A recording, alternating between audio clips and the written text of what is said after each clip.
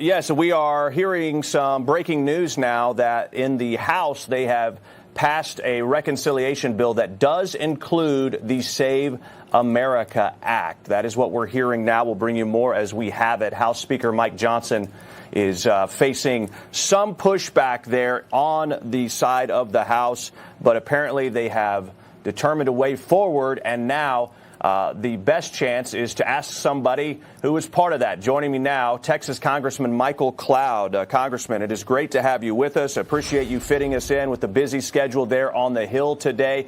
Tell us about this latest reconciliation bill. What does it include? Yeah, this reconciliation bill is really all about security, whether that's the Department of War and funding some of the things that they need. We have urgent priorities right now. We had years of neglect under the Biden administration, and we got a growing threat in Asia with China.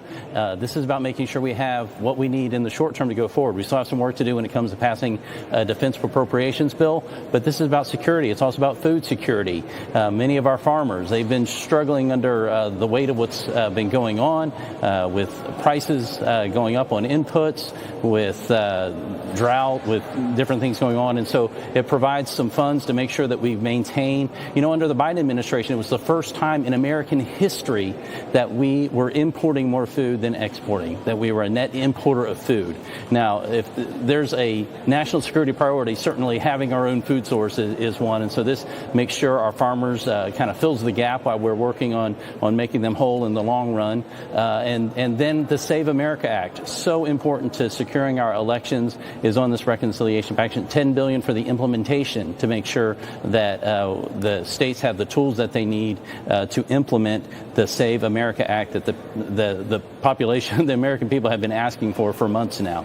And so it's passed out of the House. It heads to the Senate, where we would hope, although he's hedging on it a little bit, that they take it up in quick order. Yeah, that was my next question. Let's table that for a moment and ask about the $95 billion budget bill. Is that fully funded in what you passed today, or what is not in there if not? Yeah, ideally, I would have liked it fully funded. With the reconciliation, in order to fully fund it, we would have had to open it up to a number of committees of jurisdiction, and just with the rules of how things work in Congress, it have really complicated the issues once it went to the Senate, and possibly would have opened up the one big beautiful bill. All the wins we got for the American people in that could have opened it up to meddling in that and kind of undoing what the president has done. And so, since this reconciliation package is really tailored on security, shoring up our national security, we're working to get it through. We provided the easiest, cleanest path forward for the Senate as possible as we could give them to take away any excuses as possible, and we'll look to find savings. But I will say this: if we pass the Save America Act, that will make up the difference in the long run by having Americans voting in our elections, by providing a paradigm where the government is functioning, and will put us on a path to where we'll continue to work through the waste, fraud, and abuse. And so, we still have some work to do. We'll look to do it in another reconciliation package, but this is a first step.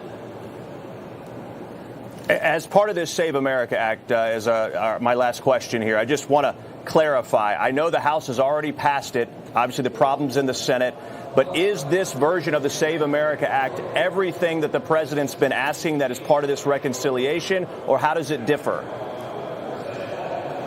Coming out of the House, it's a good bill, and we made sure that the funds in there were for implementation, not incentivization. There was a talk about kind of dangling some carrots in front of blue states, some dollars that might bring them along. We said that's not going to be good enough. This has got to be. We're willing to help pay for the implementation if we need to. Really, states should be engaging in this, but we know not every state is. But we're willing to do what we can to make sure that this goes across. This is a top priority for the American people. Now, we have to see what the Senate does, but we'll be watching that very cautiously. They need to make sure that we're expecting in the House that this comes back with exactly what the president wants to be done with the Save America Act. Excellent. Well, that is great news to a lot of Americans, Congressman. We thank you so much for joining us. Great timing for you to join us right now. Congressman Cloud from the great state of Texas. Appreciate your time.